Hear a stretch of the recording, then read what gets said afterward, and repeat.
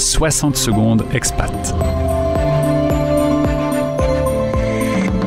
L'info de la mobilité internationale, présentée par Alix Bocquet.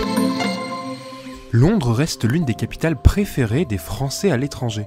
Plusieurs centaines de milliers y vivent aujourd'hui, ce qui en fait l'une des premières communautés françaises hors d'Europe continentale. Cependant, le visage de cette population a changé depuis le Brexit, plus sélective, un peu moins nombreuse et plus consciente du coût de la vie comme des contraintes administratives.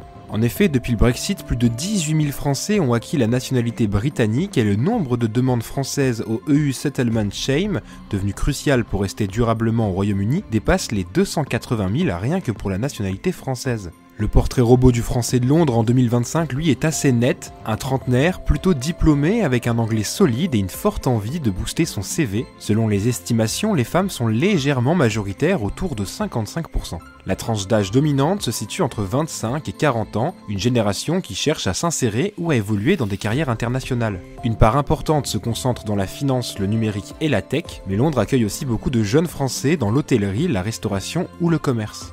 Pour tous ces expatriés reste une difficulté de taille, le coût de la vie. Logement hors de prix, transport coûteux, colocation quasi obligatoire, beaucoup d'expatriés doivent ajuster leur budget et accepter un mode de vie plus serré. Le Brexit, lui, a ajouté une couche supplémentaire avec les démarches de visa et pour certains, la quête de la nationalité britannique est devenue nécessaire afin de sécuriser leur avenir. Tous les podcasts concernant la mobilité internationale sur fdlm.fr. Également sur YouTube en cherchant Français dans le monde